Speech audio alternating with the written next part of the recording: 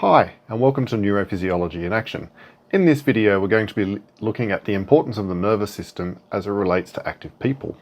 So, whether you're just beginning your active journey, would like to know more about how your body operates, or looking to get more performance, or looking to resolve any chronic injuries, then this is the video for you.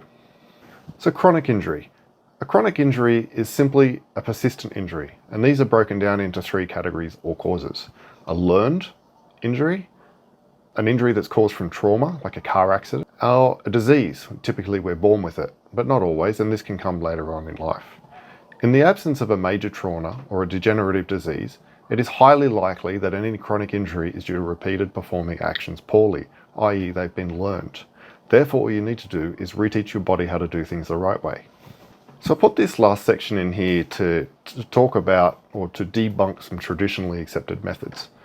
So number one, if running and swimming or biking is all about strength, then why don't all bodybuilders make expert runners? Well, in reality, they might be strong, but they don't have resilience.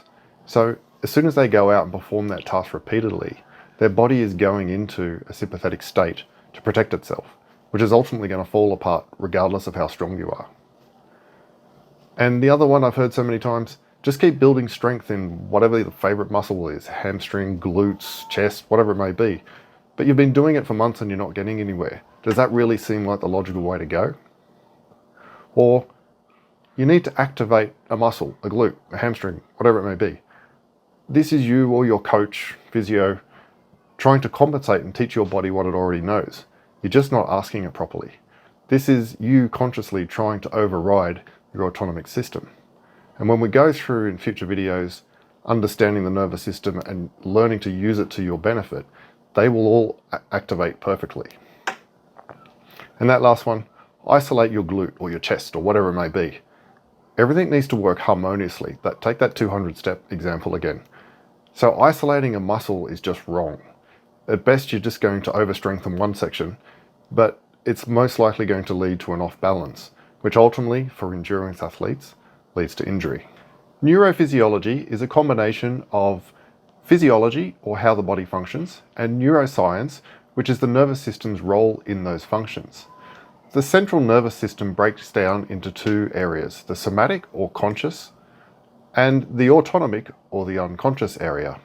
We consciously make decisions every day, whether we decide to sit, jump, run, learn, go to work, or read a book. These conscious decisions are actioned by our central nervous system. Yet unconsciously, our autonomic nervous system is performing most of our actions, while monitoring the environment and our own body. The autonomic system is there to help protect us as we go. It's our body's autonomic responses that we're going to mostly focus on during this video. Neurophysiology is not just important, it's fundamental to our lives, and learning to understand it allows us to function with it and not against it. As an example, you consciously choose to walk, left leg, right leg, but unconsciously there are roughly 200 muscles that are required to take one step. It's our autonomic nervous system that is taking care of all the muscles that you consciously are not. It does it without you asking it, and this is the how we do it part that truly matters. By using neurophysiology, this allows us an insight into what your nervous system is doing and how it is responding to your actions and your environment. Using traditionally accepted methods, we're largely taught that practice makes perfect. While this works to a degree, if you're practicing wrong, then practicing only ingrains those behaviors further. So perfect practice, on the other hand, is where neurophysiology comes in and provides us an easy to recognize and understand approach to what is perfect for you today and into the future. So not what traditionally accepted methods would typically recommend of start slowly and increase by 10% per week. This is especially true for endurance athletes, regardless of your sport. If your body is not working harmoniously, then at best you're going to be fighting yourself through your activity of choice, but more likely you're going to end up injured. Neurophysiology gives us the knowledge to not only listen to your autonomic responses, but at the same time teach your body what perfect practice looks like. And it's much easier than it sounds. The human body has only one nervous system, but it controls 650 individual muscles. When your nervous system becomes stressed, Your autonomic system reduces the pressure around your spine and your organs in order to protect itself. Consciously, you still want to take that load. So unconsciously, your autonomic system is engaging additional muscles away from your spine and organs. This practice is perfectly fine if it's rarely performed, but if this is part of your training routine, then the muscles around your spine and key core muscles become weak and off balance. This is what becomes a learned chronic injury. This is why so many people have bad backs, bad knees, among many other learned chronic injuries. If you simply continue to push your body further, you may gain strength that allows you to get further, but ultimately your body is still off balance and will ultimately get injured again. By simply teaching our body to handle the load without stress, it will function perfectly and not look to protect itself, thus preventing injury. Your muscles are controlled by your nervous system. By understanding and teaching your nervous system, they will all do exactly what you want them to do. We've already looked at breaking the central nervous system down into the somatic and the autonomic. Here, we're going to focus on the two areas of the autonomic, being the parasympathetic and the sympathetic. It is already well documented that by spending too much time in the sympathetic state, typically recognized as 20% or more, that we suffer many ill-health benefits. From a physical activity perspective, these include a reduced ability to exercise and inflammation. Yet, in addition to those, people can experience other issues, such as with their mental health and hypertension. The reason why we train is to practice. For endurance athletes, that may be to compete in an upcoming event.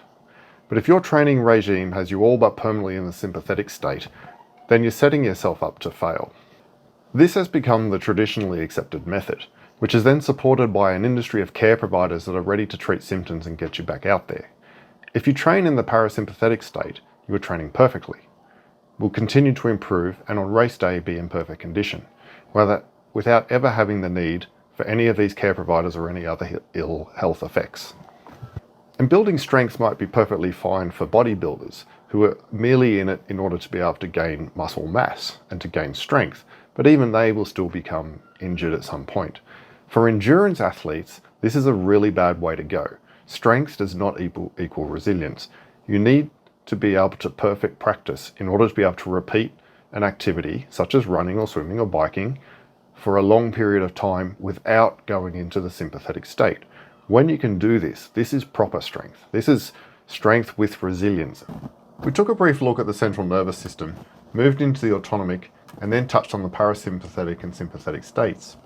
In this section, we're going to look at descriptions of each of those four autonomic states. But before we do, it's important to understand and define what stress on the nervous system means, as it's this change in stress load that causes the change in our nervous system state. Your body has many different senses, namely sight, touch, hearing, smell, and taste. If we take an extreme example of you or someone close to you being involved in a major car accident, as a result of this, your nervous system will go into shock due to strong stress placed upon it. Regardless if that stress was a physical crash for you, namely your touch, sight, and sound senses, or someone close to you was involved and therefore you received that stress through sight and or sound senses. So even if you haven't lifted a weight, your nervous system has received stress that causes it to go into shock. So stress doesn't have to be a physical activity, it can be received or even perceived through any of your senses. We'll go into this in much greater depth in the following video that will focus heavily on your nervous system. The one other point I wanted to add before we progress into the states is that being tired is a result of work and or stress on your nervous system. This is exactly why you don't perform as well when you're tired, because your nervous system can no longer handle the stress you're asking it to. Thus, while your body starts to fall apart and go off balance after a hard day and or training session. Now that we've covered stress, we're going to examine each of these states just a little bit. While the state names are descriptive, I find diving further into each one helps us grasp the concept better. Starting from the left with the parasympathetic relaxed state, this is when our nervous system is relaxed. It's happy. It's in the process of repair or recovery from stresses it has been recently exposed to. Moving to alert, this is where you are taking on information into your nervous system. This could be that you're sitting up and paying attention in class, or someone nearby calls your name, could be tasting something, or even lifting a weight. So focusing on physiology here, you should be able to do all your daily tasks in this state.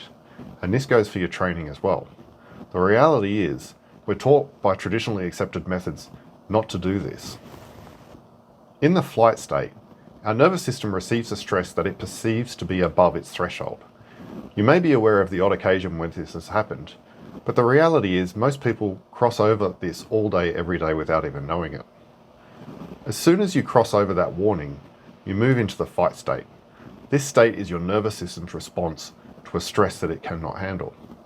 Again, focusing on physiology, if you attempt to lift 100 kilos, yet you've only ever lifted 10 kilos before, you will either not bother trying to lift it because you perceive the stress to be too much, and you'd be right, or if you insisted on trying, you would move to absolute force. Every muscle in your body would go tense, including your face. Your emotional state would turn to stressed. Thinking about this, which of your face muscles is helping you to lift the 100 kilos? Now try lifting that weight again without gauging all these additional muscles. You can't. This is because your autonomic nervous system is stressed and it's compensating. While that's a very strong example, the exact same thing happens every time you take a step during a walk or a run, and your body is off balance or doesn't have resilience. Understanding the difference between strength and resilience is critical to understanding the how and why. Strength is the ability to lift 50 kilos.